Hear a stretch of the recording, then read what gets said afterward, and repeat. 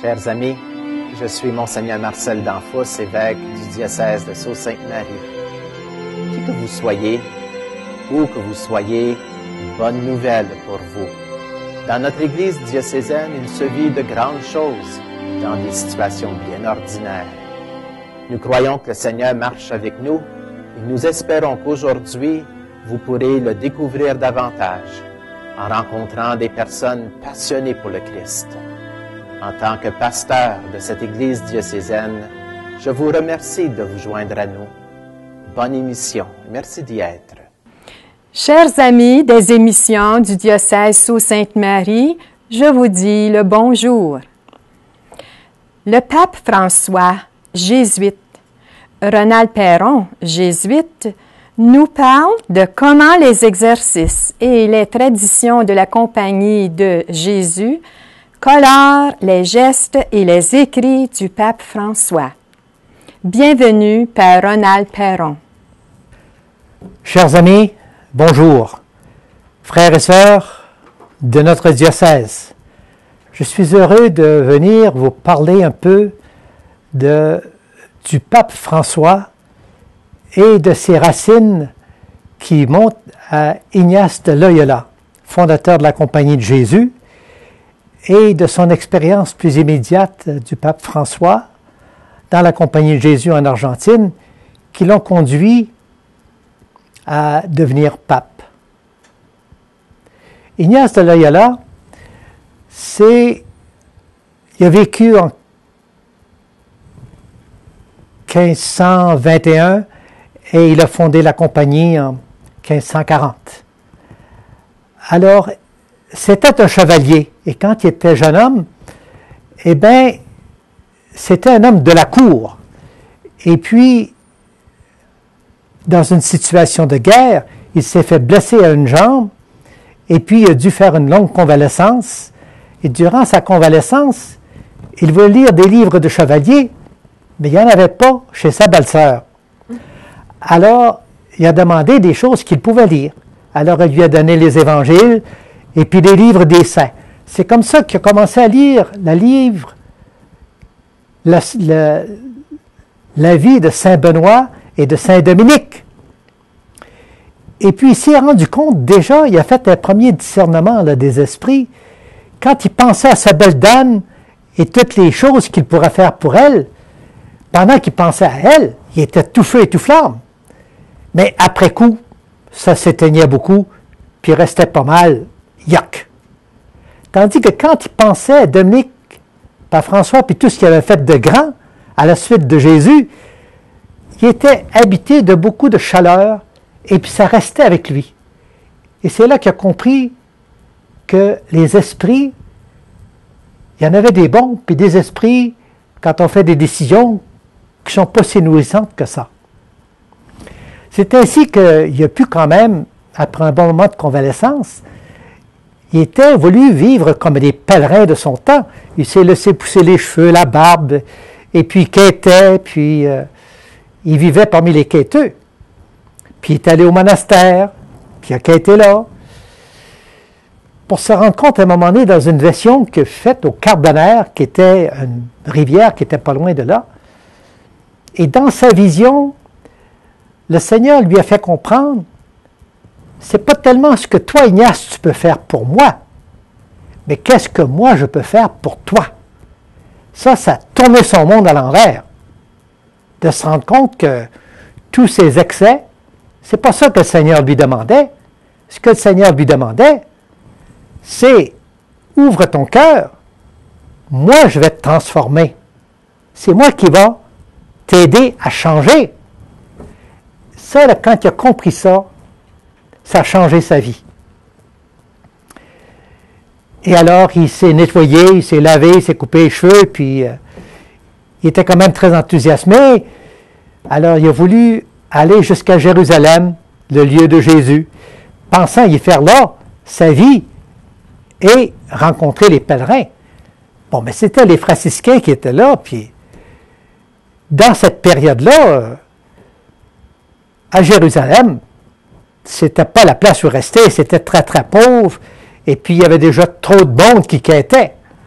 Ils ont dit, Ignace, non, non, tu ne peux pas rester ici, tu retournes d'où tu viens. Alors, dans son discernement, il s'est rendu compte qu'il ne suffit pas d'avoir des bonnes idées en dedans, mais il faut que nos bonnes idées, ça soit approuvé par les gens qui ont de l'autorité. Les franciscains représentaient l'Église, eux autres-là. Alors, il s'est rendu compte qu'il fallait qu'il retourne d'où il venait, en Espagne. Et puis, il fallait qu'il retourne à l'école. Dans le temps, c'était tout en latin. Il n'était pas éduqué, lui. Pour avoir de la crédibilité, d'ailleurs, il commençait à parler de son message, sa connaissance, sa découverte de Jésus-Christ. Mais il disait, tu n'as pas de diplôme, toi, pourquoi est-ce que... Alors, il était arrêté pour faire de mauvaises représentations de la foi. C'est comme ça qu'il s'est remis sur les bancs de l'école pour apprendre. Et ensuite, il est allé à l'université. Il a rencontré là d'autres personnes comme François-Xavier, Favre.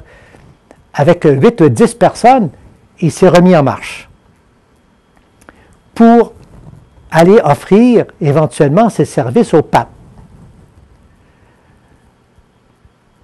Alors, les exercices spirituels que lui-même, c'est-à-dire les découvertes que lui-même a fait dans sa conversion, il l'a déjà présenté à ses compagnons, comme à Favre et à François. François-Xavier, ça. Puis, il a voulu essayer de les mettre par écrit un peu pour être capable de les aider à le présenter à d'autres gens. Moi, je vous en donne ici une démarche très, très brève, quelques mots-clés. Le premier mot-clé, c'est que l'être humain est un être intelligent et libre, fait pour aimer. On appelle ça dans le principe et fondement dans les exercices. On est fait pour aimer, pour correspondre à l'amour de Dieu. Lui qui est sorti de lui-même pour créer le monde, qui est sorti de lui-même éventuellement pour nous donner Jésus-Christ, pour nous rappeler son amour et nous montrer comment vivre. Alors, une fois qu'on comprend que notre Dieu, c'est un Dieu d'amour, et c'est ça qui doit être notre foi fondamentale, Dieu nous aime. Il nous aime dans notre misère, dans notre péché, et la puissance de son amour peut nous guérir. Ce n'est pas ce que je peux faire pour Dieu, ce que Dieu peut faire pour moi. Il peut me transformer. D'ailleurs, c'est ce que le pape François nous parle tout le temps, la miséricorde de Dieu. Alors Ignace, il a été frappé par la miséricorde de Dieu et l'amour de Dieu, et il se rend compte que pour que les gens puissent accueillir cet amour, il faut qu'ils aient le désir. Dans les exercices, il va appeler ça la grâce à demander. Qu'est-ce que tu désires? Qu'est-ce que tu espères? Qu'est-ce que tu veux? C'est ça qu'il faut demander à Dieu. Vous voyez, ce n'est pas tellement ce que je vais lui offrir d'abord, c'est qu'est-ce que Dieu peut lui me donner. Et qu'est-ce que je désire qu'il me donne? Quelle libération? Quelle compréhension? Alors c'est ça que Ignace a commencé par découvrir et apprendre à ses collègues. Alors après avoir découvert ça, il se rend compte que la façon de se guérir de ses misères, de son péché, c'est de demander cette miséricorde de Dieu et de choisir de marcher avec Jésus qui passe en faisant le bien. Mais il voit bien que le mal, il est cassé le monde. Alors, Satan est toujours là, mais il y a Jésus. Quel étendard tu vas choisir? Alors, c'est la première élection que l'on fait, le premier choix que l'on fait. Bien sûr qu'on veut suivre Jésus. Je me souviens, moi, quand j'étais novice, quand j'ai fait les grands exercices, j'écrivais à mes parents, j'écris un chèque en blanc au bon Dieu. Je lui ai dit, moi je veux suivre Jésus, et puis, si je m'éloignais de lui, je te donne un chèque en blanc, tu fais ce qu'il faut faire pour me ramener à lui. C'est un peu l'esprit de la fin de la première semaine qui porte sur le péché et la miséricorde de Dieu, où je veux m'engager à la suite de Jésus. Je lui donne un chèque en blanc. Et ce n'est que plus tard, en suivant Jésus qui passe en faisant le bien, que je prends conscience qu'est-ce que moi je peux lui offrir. Et là, je fais élection. Je pense qu'à partir de ce que j'ai été guéri, je peux t'offrir ceci, cela, Seigneur, à partir de mon expérience. Je veux te donner ma vie, mais je pense que je peux faire ceci et cela, c'est mon élection. Alors, revenons un peu au pape François. Alors, le pape François, c'est un jésuite. Lui aussi, au noviciat, il a fait les longs exercices pendant 30 jours en silence. Il les a faits à la fin de sa formation, après 12-13 ans, encore en silence. Bien plus, il a été nommé le maître des novices pour donner les exercices spirituels. Si bien que, à 36 ans, il était vraiment un jésuite bien formé. Ce qui lui est arrivé, c'est qu'ils avaient nommé un provincial, c'est-à-dire le supérieur responsable d'une communauté de toute l'Argentine. Et puis, il y a eu un accident d'auto, puis il est mort. Il fallait qu'il le remplace. Puis ça, c'était dans le temps, là, dans les années 70, où tout le monde, dans toutes les communautés religieuses, se sortait par les fenêtres et par les portes. Imaginez, moi, on était 36 quand je suis rentré dans la compagnie. Le temps d'être ordonné, 15 ans après, on était 3. C'est le temps de François, ça là. Alors François, il n'avait pas tellement le choix comme un supérieur, et ils lui ont demandé d'être le provincial, d'être le supérieur de sa communauté. Mais il ne se sentait pas prêt à faire ça. C'est pour ça qu'il dit que souvent, comme supérieur, il a fait bien des gaffes. D'autant plus que c'était d'autant plus difficile pour lui que c'était en Argentine ce qu'on appelle le temps de la guerre sale. C'est quoi la guerre sale? C'était la révolution, et puis on était toujours attentif de ceux qui étaient des communistes ou ceux qui s'occupaient des pauvres, et puis qui contestaient le gouvernement. Alors, on voulait se débarrasser de ces gens-là. Alors, dans la guerre sale, il y a eu des milliers d'Argentins qui ont perdu la vie, qui ont disparu. C'est ça un peu, on a entendu parler un peu de les confrères jésuites qui ont été pris dans cette affaire, et comme ils étaient jésuites, ben, le provincial leur avait dit, ce serait plus sage si vous reveniez à la maison, pas rester dans les banlieues, pour ne pas être arrêtés et être accusés d'être des communistes. Mais ils n'ont pas écouté, c'est comme ça qu'ils ont été vraiment arrêtés, et que ça a été clarifié après coup, mais... Alors François, à cause de la théologie de libération, vous vous souvenez de ce temps de la théologie, même qui avait été condamné par Jean-Paul II, c'est justement, on reprochait à des chrétiens engagés de devenir trop communistes, de vivre au fond ce qu'on voit dans les Actes des Apôtres au début des Écritures, de bonne foi. Mais quand on aime les pauvres et qu'on les aide, il est facile de les accuser d'être des communistes. Et c'est ça qu'au temps du pape François, à cause de la théologie de la Révolution, comme ça, de libération, alors il a été parmi les jésuites, justement parce qu'aussi la Congrégation générale 32e avait pris position sur la justice et la foi, à la demande du pape de ce temps-là. C'était Paul VI. Alors, de s'occuper de la justice et de la foi, c'est de s'occuper des pauvres. Alors, il y avait d'un côté des restrictions pour la théologie de la libération, d'un autre côté, la justice et la foi.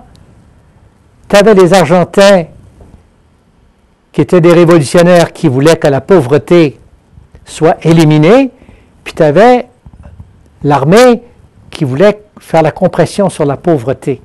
C'est dans ce fouillis-là qu'il était supérieur et qu'il a eu des difficultés. Si bien qu'après avoir eu un mandat de provincial pendant 6 ans, un mandat de supérieur de la formation pendant 6 ans, on lui a suggéré « Retourne donc aux études, va faire ton doctorat en Allemagne. » Ce qu'il a fait. Mais il s'est ennuyé à mourir.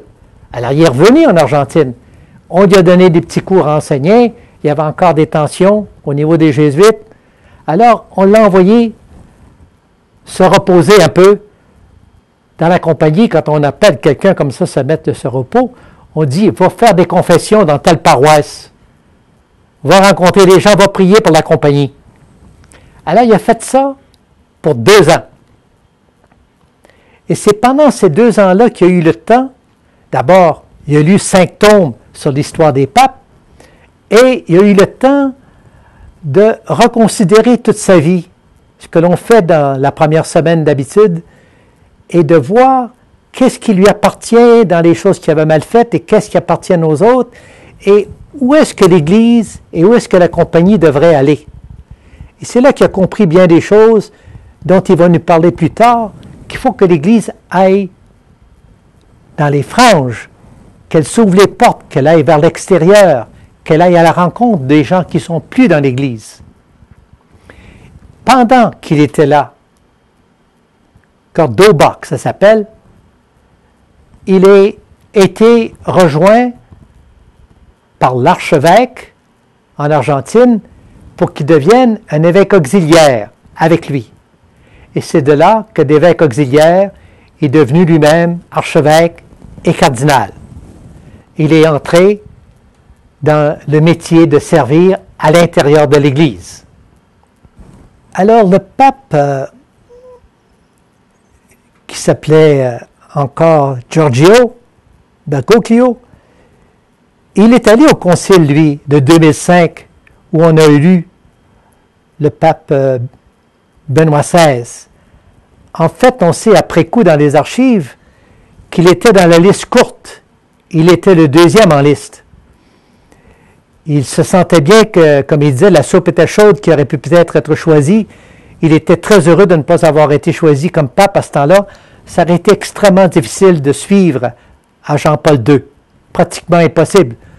Jean-Paul II avait pris beaucoup d'espace. Et il fallait vraiment que ce soit Benoît qui le remplace. Mais il s'était senti quand même appelé là. Et en 2013, quand le pape Benoît se retire, alors là, les cardinaux se rassemblent, si vous vous souvenez, avant de faire une élection d'un nouveau pape pour apprendre à se connaître. C'est là que lui, il avait déjà 75 ans, il avait déjà remis sa démission à son diocèse. Parce que lui, il avait déjà acheté son billet de retour. Pour lui, il allait élire un pape, il ne s'en allait pas pour lui-même, là. Mais dans la rencontre des évêques, il se sent très libre de parler, et comme il avait enregistré beaucoup de choses, il avait beaucoup réfléchi sur l'Église, sur les orientations qu'elle devrait prendre, alors il a exprimé sa pensée très clairement, et beaucoup des thèmes que l'on retrouve dans ces documents après coup, ils ont ressorti déjà quand il parlait aux évêques, aux cardinaux. Mais c'est là qu'il parlait encore d'ouvrir. Et c'est là qu'il disait, il faut laisser sortir le Christ, il ne faut pas le renfermer, le Christ. Il faut le laisser sortir. Il faut ouvrir les portes pour accueillir les gens. Il parlait de la miséricorde déjà. Il parlait des problèmes, mais bien d'autres cardinaux l'ont fait, il n'y a pas eu besoin d'en parler beaucoup, des problèmes de la pédophilie, les problèmes des finances du Vatican, les problèmes du carriérisme à l'intérieur du Vatican, des cardinaux qui sont là pour faire carrière et qui n'ont pas vraiment au service du pape, ni des cardinaux dans les diocèses, pour pouvoir les aider. Alors c'est dans ce contexte d'Église où les cardinaux ont mis sur la table la situation de l'Église et les problèmes que le prochain évêque devrait rencontrer et qu'il devrait résoudre. Pour cela, il y avait besoin d'un homme humble, un homme simple, un homme organisé, un homme qui communique bien. Alors c'est un peu dans cet esprit-là qu'il a été choisi parmi les cardinaux pour faire le job qu'il lui donnait. Vous vous souvenez que pas longtemps après, il disait aux cardinaux, « J'espère que le bon Dieu va vous pardonner de ce que vous avez fait. » Peut-être bien qu'il y a des cardinaux qui se mordent encore les doigts de l'avoir nommé, parce qu'il brasse la cage passablement. Et c'est comme ça que, fort de l'esprit, certainement que quand lui a pris conscience qu'il allait être nommé pape, il a dû refaire tout ce processus d'une élection, c'est-à-dire de se sentir appelé par Dieu. Il avait déjà été appelé en 2005, il se sent encore appelé, mais comme il le dit, il est appelé, mais fort de la puissance de l'amour de Dieu qui fait miséricorde. C'est lui, Dieu, qui va faire le travail, l'Esprit. Il se rend disponible. C'est ça, se rendre disponible, de faire élection et de se donner au service. Alors, le pape François, il fait les documents que l'on connaît sur la famille, sur l'écologie, mais dans l'écologie, on parle d'économie, on parle des pauvres, et c'est comme ça que, aussi, dans sa façon de gouverner, il a emprunté la façon de gouverner dans la compagnie. Alors, dans la compagnie, le général est entouré de 6 consulteurs. Et les consulteurs ont toute liberté de raconter comment ça se passe. Et puis, c'est le général qui prend la décision. Le pape lui a pris ça, c'est G9. Ce n'est pas les G20 des nations, c'est les G9 de l'Église. C'est-à-dire des cardinaux qui viennent de différents pays, des 6 continents, et il y en a 2 du Vatican, qui leur enseignent sur les décisions qu'il doit prendre. Mais c'est lui qui prend les décisions. Ils sont là pour le renseigner, le consulter, avec toute liberté de dire leurs opinions, ce qu'ils en pensent et comment ils voient les choses. Alors c'est ainsi que le pape s'est aussi laissé inspirer par la façon de gouverner dans la compagnie pour être capable de restructurer la façon de gérer l'Église. Et aussi les synodes. Alors, il faut maintenant qu'il essaie, il a expérimenté lui-même, avoir des synodes pour la famille où il va chercher l'opinion très large de ce qui se passe dans l'Église et demander à tous les évêques et à tous les chrétiens d'exprimer leur opinion sur les problèmes de la famille.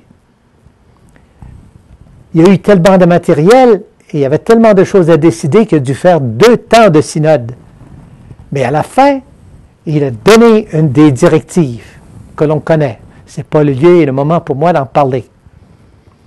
Mais c'est ainsi que François se laisse surtout conduire intérieurement par l'esprit. Un esprit qui invite à la consultation, parce que l'esprit ne parle pas seulement lui, mais il parle aussi.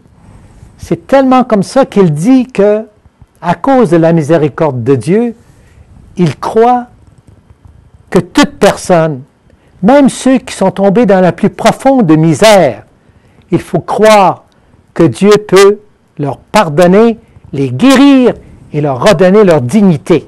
Ça, c'est la miséricorde. C'est ce que l'on apprend en première semaine dans les exercices spirituels. Mais c'est le message de Jésus-Christ. Ni Ignace, ni François ont vanté quoi que ce soit, là. C'est le message de l'Évangile. Passer en faisant le bien, de tendre la main pour relever les gens, leur rendre leur dignité, leur pardonner nous-mêmes et de leur donner confiance de reprendre la route. Voilà où nous en sommes. Le but et l'objectif essentiellement des exercices et de toute vie chrétienne, c'est vraiment de voir Dieu en toutes choses. On le dit dans Notre Père, que ta volonté soit faite, Seigneur.